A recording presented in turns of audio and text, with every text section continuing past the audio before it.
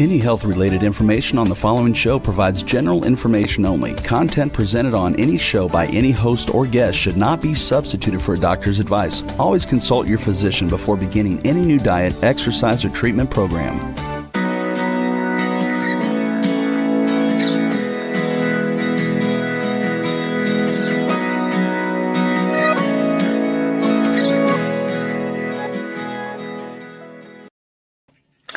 Welcome to Accelerated Health Radio and TV. I'm your host, Sarah Banta. I'm a health coach, natural supplement expert, and a busy mom of 3 teenagers. I believe that your body does want to and is capable of rebuilding and healing itself regardless of what chronic disease you may have, and I'm here for you to answer your questions, bring you innovative and cutting-edge technology and health solutions to empower you and your ability to reach your optimal state of health. Today, my guest, who's back for the third, fourth time, will be talking about gaining weight and losing weight and how it affects your mental and physical health. And I know that you really need that strong physical foundation to work on your mental growth, whether it's overcoming anxiety and depression, losing weight, detoxing the body in the proper way, or even just increasing your vibration or level of frequency in life. You need that strong physical foundation in order to gain the willpower to make the bigger changes in life. If you're new to following me, I specialize in helping you get there. And you can find my health articles, my cutting edge natural supplements, devices, and frequency enhanced patches that you can wear to heal yourself at acceleratedhealthproducts.com. I dive into an array of health conditions, their causes and symptoms, and how to address them naturally. I have spent thousands of dollars and hours of my time biohacking different supplements, technologies, and diets that don't work, so you don't have to. If you have any health issues you need help with, you can email me through the website. I personally read every one. And Accelerated Health Radio is the sponsor of this show. So as you support my website, I'm able to bring you more cutting edge content and guests to the show. So today we are going to be diving in on how diet affects your overall performance in life and the benefits of living at that higher state of vibration or frequency as a result. So I first wanted to talk about my monthly free group coaching that comes with the most popular cleanse I have, the Accelerated Ascent Diet Cleanse. It is 30 days free group coaching. It takes you through a keto reset, and then it ends with a liver flush. And at the end, this is not just a 30-day cleanse. This is a setup for a total change in lifestyle. Gives you the tools and the education to understand how supplements work synergistically, how your body works, and what signs and things to look for so that you can be your own doctor and take power back over your health. And over the last few months, the groups have reported easy fat loss for those stubborn pounds, loss of the visceral fat. I have one client who said, I've just accepted that I'm going to be fat, but I just can't handle these hormone changes. Well, she's actually losing that fat that she has tried to lose for over 20 years.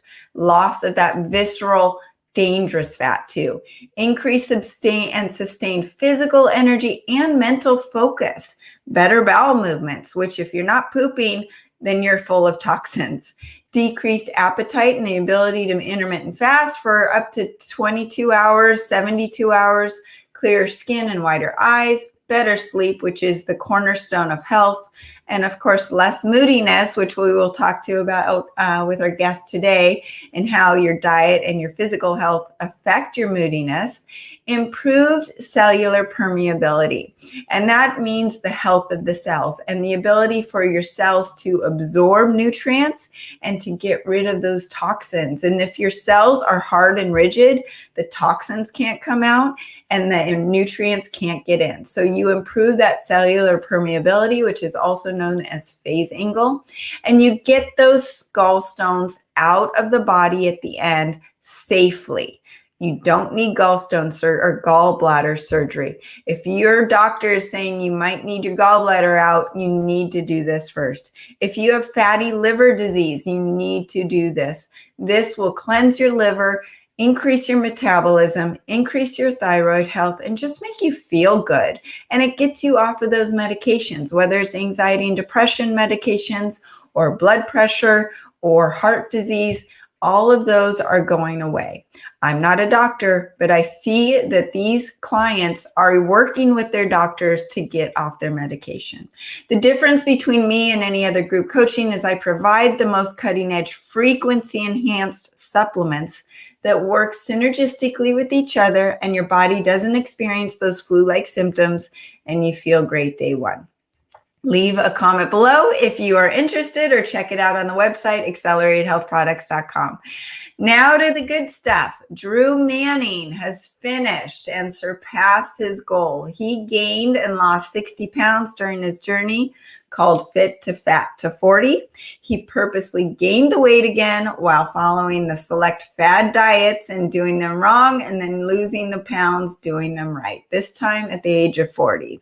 He is a well-known keto coach, physical trainer, New York Times bestselling author of the book Fit2Fat2Fit, best known for his Fit2Fat2Fit experiment that went viral, and he recently wrote and published his second book, Complete Keto, which is available wherever books are sold now.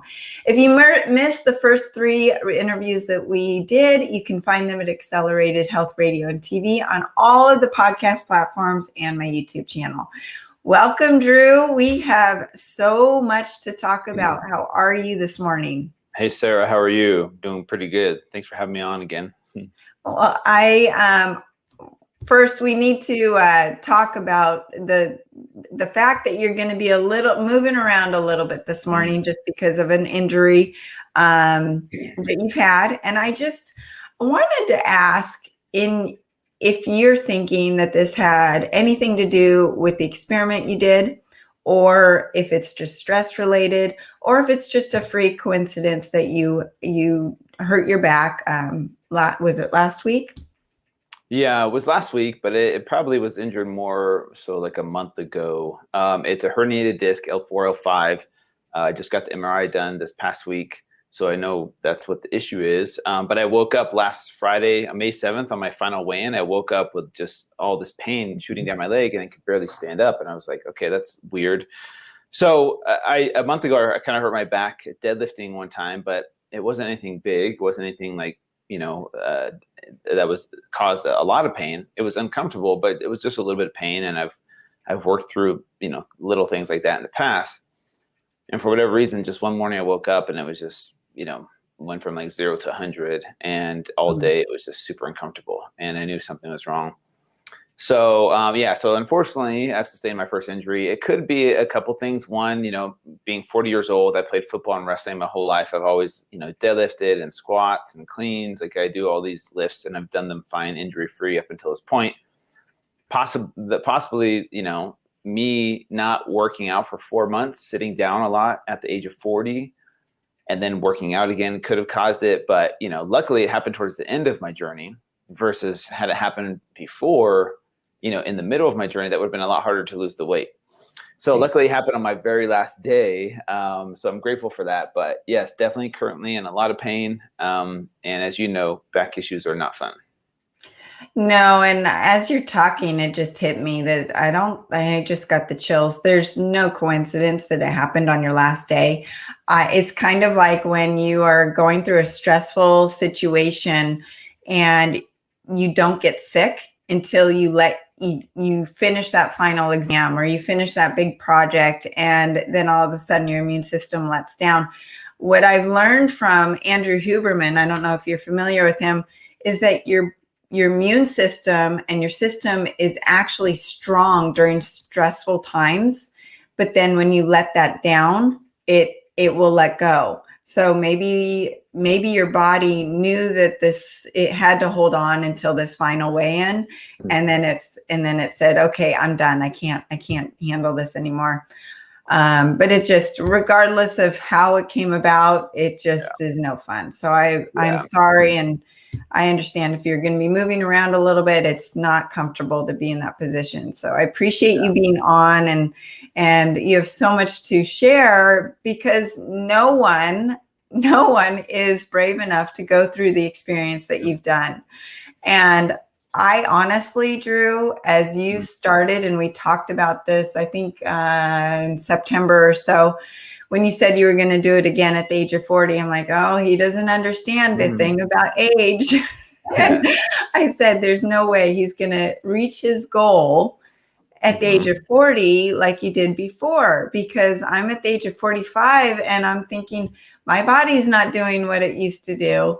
Saying that, I've made some tweaks since September that I actually feel a lot better than I did 8 months ago. So I now think that with age, you can still make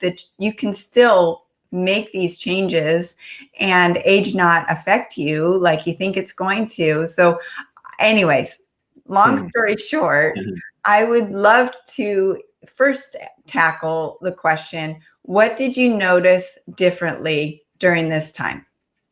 That's a good question. Yeah, one of the reasons I wanted to do this was to show people in their, mid 30s, 40s, 50s that yes, it might be harder, but it's still possible, right? You're still able to do these hard things no matter what your age is, even though it might be a little bit harder versus when you were younger. So that was kind of like one of my whys of doing this journey. And so, what did I notice that was different? A couple things. One is, I realized how tired and fatigued I was this time around versus last time. I wasn't as tired or fatigued, but then also my recovery, my ability to recover during or after my workouts was a lot less this time. So I had to be on top of, sleep and nutrition and, recovery, like stretching and foam rolling. Like if I wasn't doing that at least twice a day, my hips, my lower back would get tight. I just had to be more vigilant with those kinds of recovery protocols versus back when I was 31, when I first did it. I don't remember having to, I could skip stretching here and there. It wasn't that big of a deal. But this time around, yeah, like noticing how tight certain muscles get, like my hips and my lower back and my joints. So that was probably the biggest difference that I would say versus the first time I did it. Yeah, and that's something that I've noticed that it's an essential part of my working out, my daily routine is the stretching. And if I don't do it, I get myself in trouble. So I can definitely see that. So you reached your goal. Tell everybody about your starting weight, your top weight, and the final weigh-in. So my first initial baseline weight was 181.6. I think I was 8.4% body fat according to my in-body scan that I did. And at my heaviest, I got up to 244 pounds, 26.2% body fat at my heaviest. And then I made it back to fit, luckily. And I think my final weigh-in was 180.4 pounds. So I was, over a pound less than what I started, which was crazy. I didn't know if I would be able to meet that goal. And then my body fat showed up at 4.5%. Now, there's probably some inaccuracies that happen with these machines. I was probably a little bit more dehydrated that my final weigh-in day, just because that last week I was trying to make weight, trying to cut weight. And and obviously, cutting out water is a huge thing to be able to make weight. So that probably affected my body fat percentage being 4.5%. But if you look at my photos, I was pretty similar in leanness, I guess you can say, if you look back at the photos. So that's something that is out of my control. And I told people on my live, like, hey, don't get too worried or attached to the number on the scale or the number on the body fat machine, because it could be accurate, but it could also be inaccurate. So don't beat yourself up, because I had moments during certain weeks where my body fat would go up, even though my weight and my measurements went down. Right. And so I didn't freak out. And that's why I try to tell people is like, if you look at the graph and the data points on the graph, that's what you want to see trending downwards. So even if it goes up, a couple times this happened, maybe 2 or 3 times where my body fat went down, then up, then down, then up, then down, then up. And it's not linear, but there's a lot of ups and downs, but it's trending downwards. And that's the key, whether it's with the scale or with body fat percentage as well. Yeah. And what I tell my clients is that, your body's going through this whole shift, and it isn't linear. You've got toxins that you're getting rid of, and as you are losing weight, you're losing toxins. Your liver and your kidneys have to cleanse those out. So there is a lot of different factors that are, it's not just an A to B straight line, and you just want to look at the trends. I agree. So over the last 4 months, what did you do for your workouts, and how did you set that up? Yeah, that's a really good question. So for my workouts this time around versus the last time, well, I guess we're talking about exercise, not really diet right now. So exercise this time around, actually the first week, all I did was walking and stretching every day. So that's what I started out with. And then from there, I graduated to body weight workouts. And this is what I highly recommend for anyone starting a fitness journey. Maybe you haven't worked out in a long time. I'm not a huge fan of just going straight into deadlifting and squatting and bench pressing and doing all the heavy weights if your body's not used to that. Your body weight is a great weight to use for resistance training, especially in the beginning, when your lower back or your hips or your joints, your hamstrings might be a little bit tighter than normal.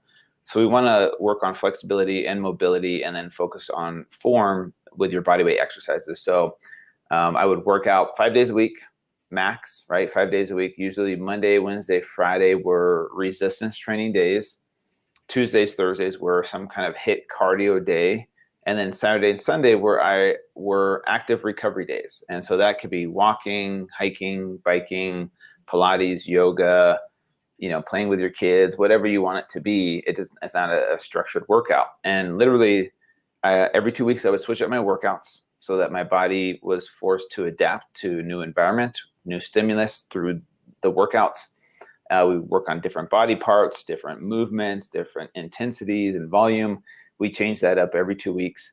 And so literally that's the program I followed all the way back to fit. I didn't do any extra workouts. And this is what I wanted to show people is, doing this journey as someone in the health and fitness industry. People think, oh, you're just going to work out 3 times a day, and of course you're going to get back to fit doing that. It's like, no, here's something that is sustainable for every single person out there.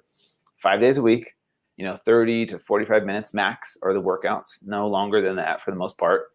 And then take Saturday and Sunday to spend time with your family or get outside, something along those lines. And that's pretty much it for exercise.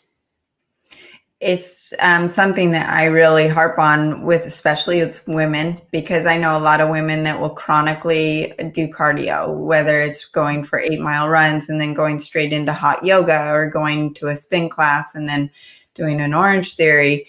And typically you look at them and they've got a protruding belly, that belly fat. Well, that's cortisol and visceral fat that is loading up because your body's stressed out too much. It's not that little bit of stress that exercise is supposed to give you. And it's something that I really push for, especially women, because it screws up our hormones and everything. It's just a chain reaction. And then your body says, oh, well, if you're going to work out 4 hours a day, I'm going to just slow down my metabolism. Whereas the HIIT training and the way you're doing it in confusion is really going to help keep that metabolism going. And I love that, because I also think, and you tell me if it's any different, it's 80% diet and 20% exercise. So let's talk about the diet. I know on the way up, gaining the weight, you showed that you can gain weight doing keto wrong, doing vegan wrong, and vegetarian and paleo all wrong. And there are some great, yummy, bad keto, bad vegan foods that you can use to gain that weight. And then you did that on the way back and did it the right way. So can you talk about each one of them and what you noticed on the way up and on the way back? Yeah, good question. So just to set up this so people understand how long I was doing it for, each diet I did for 1 week, 1 week in length. So I did dirty keto, dirty paleo, dirty vegan, dirty vegetarian for 1 week. And then I drew blood before and after each week to kind of show the differences. Obviously, in a perfect world, I would have done those for 30 days each to really show, give your body time to adjust. But even even with just the week-long data that we had for each diet, it really was remarkable how quickly my blood work changed. Like, for example, my triglycerides, even doing dirty keto, was still under 100. I think it was like 76, which is decent, for eating, junk food, but keto junk food. It was low carbohydrate, low sugar, obviously. And but then after that, I went to dirty paleo, and then ate a bunch of like fruit and fruit juices, lots of granola, paleo bars, things like that, paleo pancakes, paleo desserts that exist out there. And my triglycerides went up to like 150 or something like that. So they jumped up, slightly. And then dirty vegan, that week was full of lots of Oreos and lots of like, candy and sugar and, vegan, desserts that exist out there. And it jumped up to the mid 400s. Wow. Yeah. And then it got worse on dirty vegetarian, where I added in mac and cheese and bean and cheese burritos and peanut butter jelly sandwiches and anything without meat, right? And then it went up to 538, I think was the highest I got up to, my triglycerides, which was pretty scary. And then on the journey back to fit, obviously I wanted to show how to do them if you are going to do them. Like, here's the right way to do them, and here's the wrong way to do them. And so it was interesting, obviously I reduced my calories. That's the number one most important thing, obviously, doing this approach to losing weight. So I lost weight on each of those diets, eating them in a healthy manner, which was mostly based on whole foods. So basically what I was trying to say or get across to people is like, if you're going to do any of these diets, stick with whole foods, limit the amount of, processed desserts or bars that exist out there that fit into those categories. And if you stick to mostly whole foods, you're probably going to see good results, because you'll feel satiated, you'll feel fuller, longer, in between meals. You don't feel the need to snack as much. And so it was interesting, and the food did taste good. My blood work, each week was pretty good throughout all of them. Obviously with, things like keto, my LDL was a little bit more elevated because I was eating healthy fats. But then on vegan vegetarian, my LDL went down because there wasn't as much fat in my diet. It was more carbohydrates. But nothing big, I would say. But, the point was to show, hey, I lost weight each week doing all of those diets. So you can gain weight on those diets. You can lose weight on those diets. You can become unhealthier or healthier depending on how you do them. I think the underlying factor is whole foods versus processed foods or convenient foods. Yeah. So with that, I wanted to ask, what diet, both going up and coming back, satisfied your hunger the most? Because what I find is if I don't have enough protein in my meal, I'll just keep eating. And there's this philosophy that your brain is registering the amount of amino acids that you're taking in. And that's when it gets its satisfied signal that, okay, I'm done.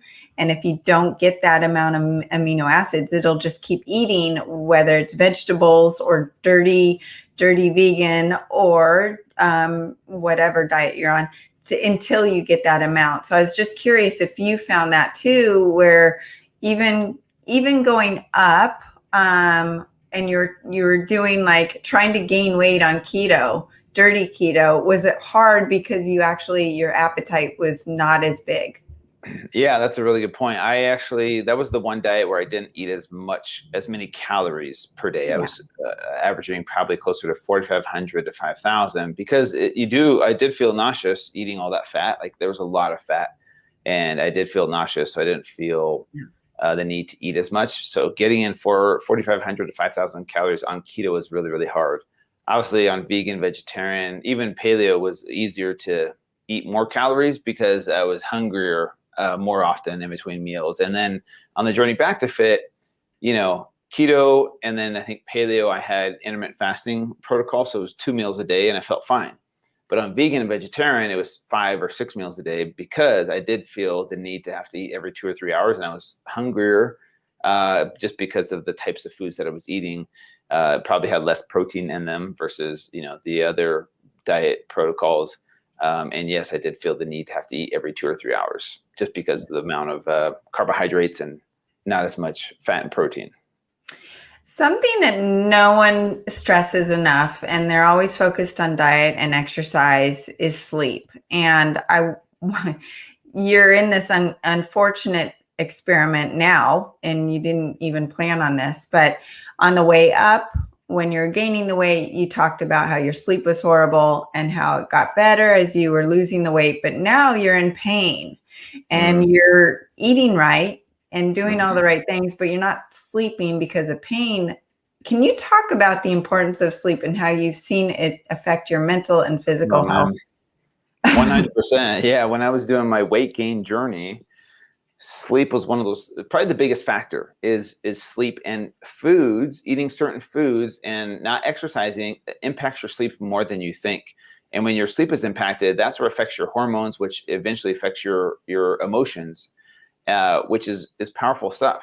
So, eating processed carbohydrates all day long, drinking alcohol at nighttime affects your sleep way more than you know. And I tracked my data on my Whoop device, which tracks my HRV, my heart rate variability, which is kind of like my recovery through the night. And my HRV went from, baseline of like 100 plus to, which is really good, all the way down to mid 40s, like 45 or something like that. So my sleep was affected significantly, which affects my ability to handle stress throughout the day. I'm in survival mode constantly, so my cortisol is through the roof. Every little thing that maybe before wasn't as stressful is now super stressful. And your fuse of patience, I guess, your little, this is how much patience I have per day, right? This much. And as you go throughout the day, you run out of that patience. And then when you run out, you're kind of just like very reactive to everything. Yeah. And so that was really powerful. And then obviously if your hormones are affected, you're not the same version of yourself. You're not as nice. You're not able to handle stress as smoothly. You're more reactive with your kids, or you're in your relationships, you're more reactive.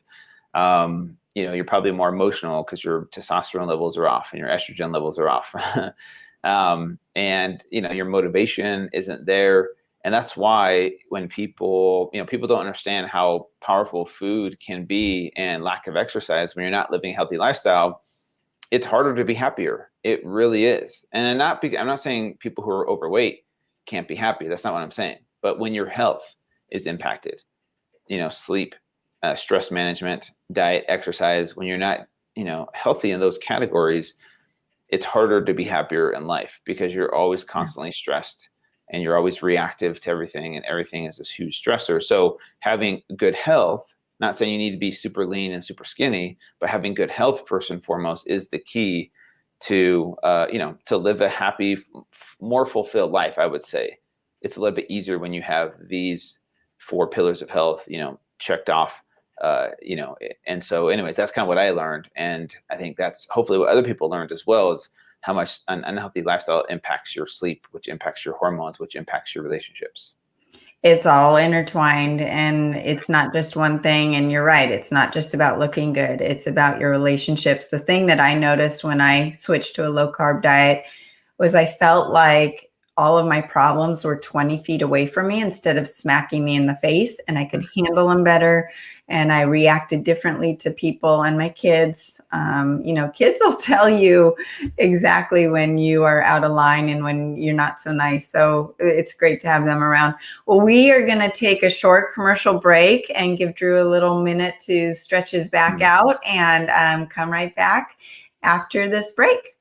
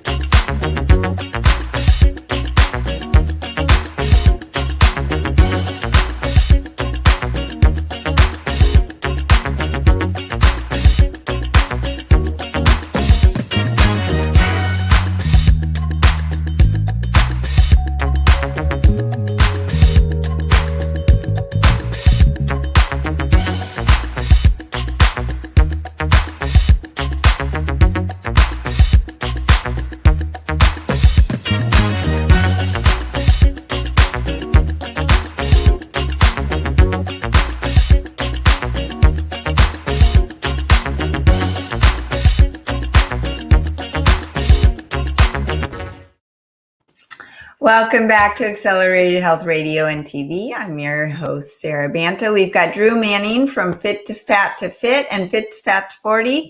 And we've been talking about all the different diets and how he gained and lost the weight physically. So, Drew, I wanted to dive into the mental and emotional experience. I know at your final weigh-in, you got really emotional. And anyone who wants to see it, it's on his YouTube channel and also on his Instagram. But let's talk about what you experienced. And I think it even took you by surprise.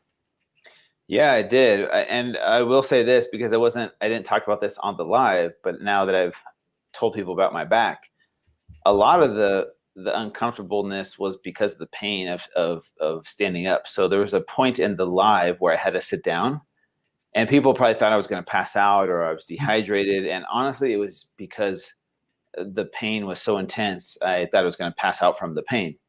So one, I was in a lot of pain, physical pain, like back pain that you can, relate to, and how intense that pain is. And I'm trying to talk through it and be joyful.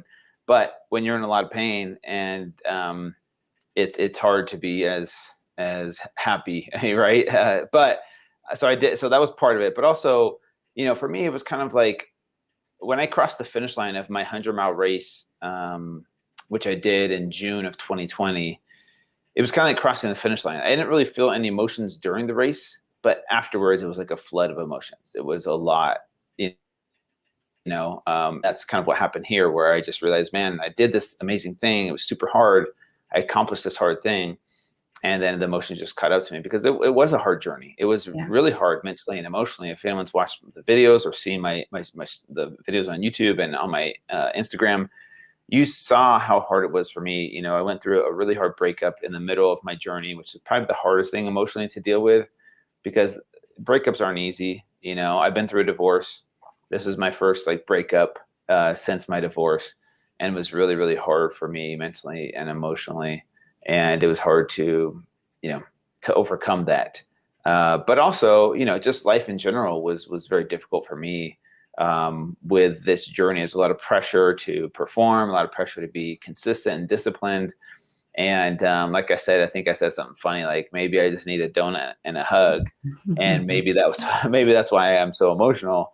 But yeah, physical transformation is way more mental and emotional than people think. And this is why I do what I do, because I want to help people realize that when they go through a physical transformation, it's not just physical for them. It's way more mental and emotional. The problem is how we deal with uncomfortable emotional feelings is by feeding ourselves physical, usually food, or sometimes it can be alcohol.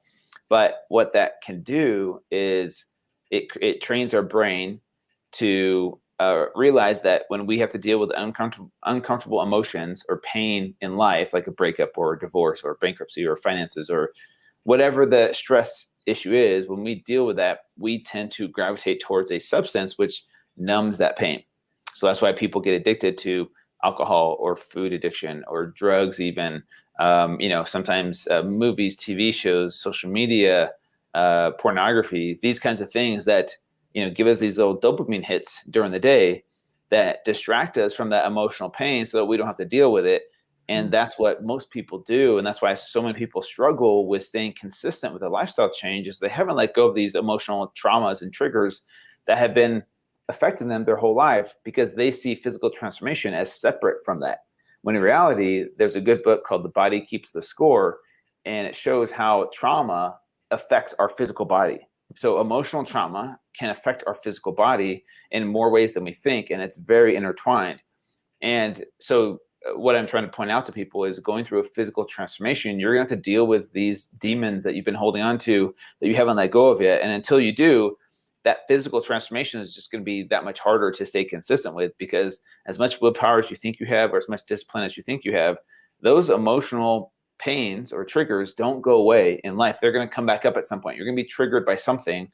And if you've trained your brain to deal with that emotional pain by reaching for something physical, like cake or ice cream or wine, then that's where it becomes really difficult to break that vicious cycle or break that habit of doing that when you deal with uncomfortable emotions. because now your brain's been trained that way for decades of that's kind of how your brain works. It's like, oh, you're dealing with this stress, go grab some wine, go grab some cake. It's because that's what you've programmed your brain to do. So it's really hard to break that. And that's kind of what I wanted to show people, is how intertwined physical transformation is with our mental and emotional health. And when you went through the breakup, it was during your period where you're gaining weight. So did you feel the switch of like, I'm not forcing myself to eat junk food. I actually am craving it to numb myself at this point during this painful period? Yeah, when I went through my breakup, it was the switch where the food, initially I was eating it because it tasted good and it made me feel good. But also after the breakup, when I was sad, lonely, depressed, it was interesting how, I was eating that food on purpose, but now that food was my numbing mechanism, where I would deal with emotions by eating Ben & Jerry's ice cream, having some wine, which definitely helped to numb the pain slightly. And there is something to that. And I'm not condoning that behavior. All I'm saying is I understand it at a deeper level now, where I understand why people get stuck in this vicious cycle of emotional eating, because food is so accessible, right? It's not like people are going out there and buying heroin or cocaine to deal with their stress. Food is put in their face all the time. You can buy it at the grocery store. You see commercials. You see it on social media. You see other people eating it. And for you, that's like your drug, right? So imagine if a drug addict had to go to Walmart and check out, and at the checkout line, there was cocaine and heroin right there. That's kind of what it would be like. The temptation's always there. And you could just push a button on your phone and then food shows up at your door, or it's in your pantry, or it's in your refrigerator. And it's just so easily accessible. And it does the job. It really does. It helps out temporarily. I'm not saying it's a permanent fix, because, eventually that dopamine hit goes away. But if you have multiple dopamine hits per day, breakfast, lunch, dinner, snacks, dessert, drinks at night, that's a lot of dopamine hits. And you're like, man, I don't have to deal with this emotional pain if I'm just constantly distracting myself. So that's what I learned firsthand. And that's why I'm such a huge proponent of having empathy for people that struggle with food addiction or body image issues or weight loss, because we like to simplify it by saying, hey, to all the people that are overweight, just eat less food and work out and be disciplined. Why can't you do that? But we're not learning to empathize and understand their struggles, and realizing that this addiction is usually tied to some type of emotional trauma that person has experienced. And to break that is a lot harder than we think it is. And so that's kind of why my message is one of empathy.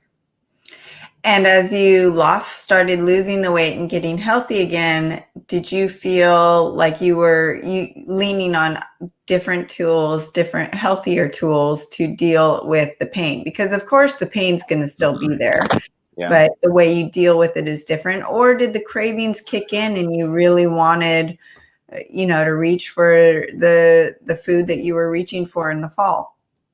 Yeah, no, it's interesting. I did have cravings for sure, but I knew the power of exercise. Exercise is the most powerful antidepressant that exists. It's, they've done studies showing the difference between exercise alone, exercise and antidepressants, and just antidepressants. And the group that just exercise only had better results with their depression than the other two categories combined, which was exercise and antidepressants, and just antidepressants. The exercise group alone had better results. And so I knew that. So I remember going on long walks in the beginning, listening to some, self-help books, some good podcasts that really made a difference. And that kind of therapy was very powerful for me, where instead of eating ice cream, I can move my body, listen to something that's uplifting, that's giving me some insight into my problems.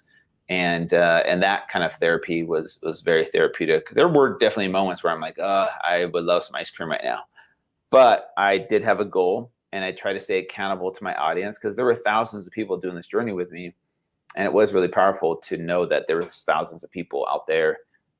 And I was telling myself, if they can do this, I can do this too. The group think, or the Gretchen, I can't remember her last name. She talks about the 4 types of personalities, and most people are the upholders who need that group motivation, and that someone, a coach, telling them what to do in order to follow through. And so even for you, who is the leader of the group, felt that pressure keep going and staying on track to, I mean, if you weren't doing this experiment and if you weren't putting yourself out there with thousands of followers, you may have cracked and you may have said, no, I'm gonna take a day off and dive into my cravings right now. But it's the power of the group. It's amazing. And something that I've noticed with some of my clients is that after they start getting on track with their diet and exercise, they start getting rid of their toxic relationships, and you start getting stronger physically and then mentally. And then you think, well, gosh, I don't deserve to be treated this way. Whereas if you're eating bad and you're physically not in good health, you almost feel like you are guilty and you deserve to be treated in a bad way. And so that's something I want people to think about and how they're dealing with their relationships. Speaking of relationships, how have your daughters reacted to this whole experiment? Oh, they're so funny. They hated it. They didn't like it, probably because they didn't like the way I was. I was definitely not as joyful. I was definitely less patient with them, and more reactive. It was so interesting how it affects your mood. When you're waking up every morning sleep deprived, your cortisol's through the roof. You're drinking coffee and soda and energy drinks to stay awake during the day. That's kind of what got me through the day. But we all know that's like a Band-Aid on a bullet hole, a wound. So it's not, it doesn't fix the problem. It kind of worsens the problem, but it does affect your relationships. And so they were adamant about, hey, we will never let you do this again. But they did learn some valuable lessons. I try to teach them about health versus body image. Like, hey, of course my belly got bigger, then my belly shrunk, but it's more than that. It's all about health. And you guys saw me, grumpier, moodier when I was heavier, and they saw my mood improve, my patience improve as I became healthier. And that's what I want to get across to people is it's not about being overweight or being skinny. It's about being healthy.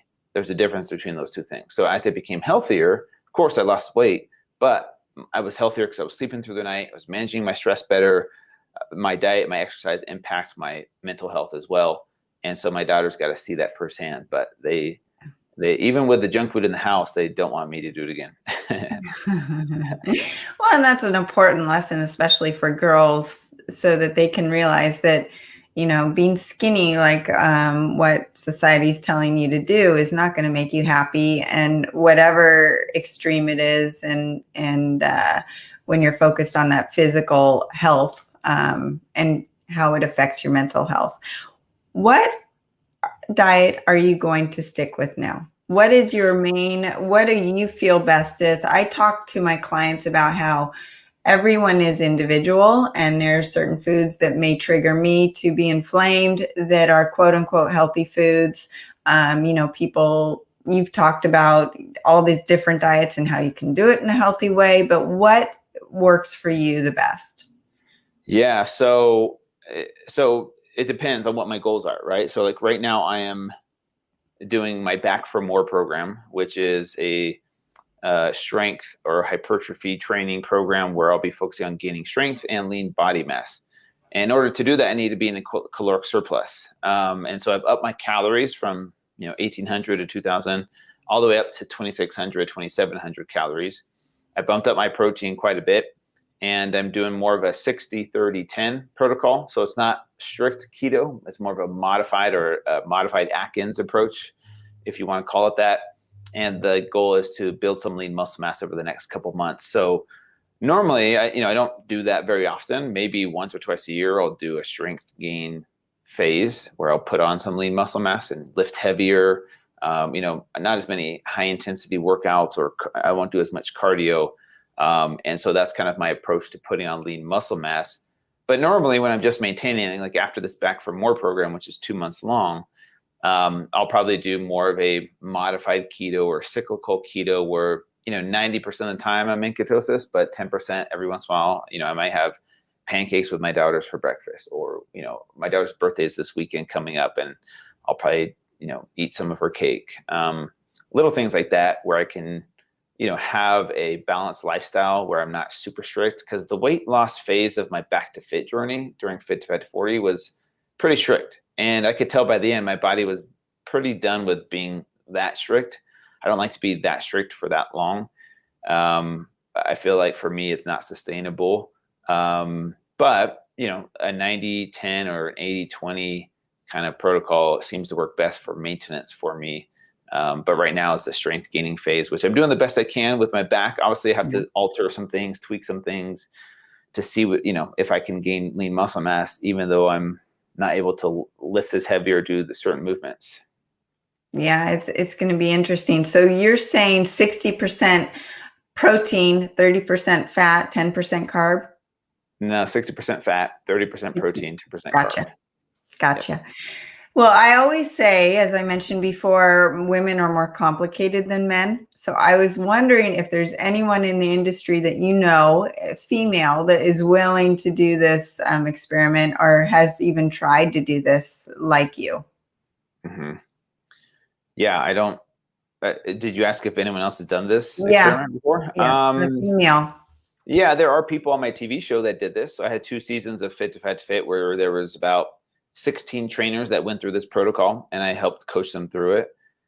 Other than that, there's some actors. You know, there's some actors that have done this for movie roles, but that's different. You know, they're getting paid millions of dollars to change their body.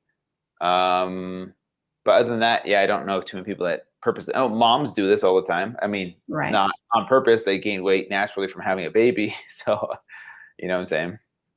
I'm just curious if they found it as easy to lose the weight as you did, because I feel like the hormones that females experience are a little more complicated than men. But I don't know. I did have we had 4 trainers on season 1, and we had 2 trainers on season 2 that were female that did this journey. All of them got back to fit, but it was a struggle for them. There was even a 45-year-old lady that did it on season 2. And she got back to fit as well. Now, I'm not saying their journey was easier. Their journey was probably harder because of hormonal issues, which definitely affected their weight loss. But fast forward to today, they've all gotten back to fit and are super healthy, and they don't hate me, which is good. You know. Well, Drew, I can't believe we're almost out of time. I am so beyond appreciative to watching this journey that you've gone through, because it's something that, you know, you really purposely did it and showed everybody not just the physical transformation, but the mental and emotional and even spiritual changes that your physical health affects, your brain fog. And when you lift that brain fog, how much your world opens and you're more enlightened and you can be more productive in life. And so I'm so grateful to you, and I know my listeners will be as well. Can you tell everyone where they can find you and follow you? I love your Instagram. I love everything that you promote and you put out. So I highly recommend it to everyone to listen to and to watch, but show or tell everybody where they can find you.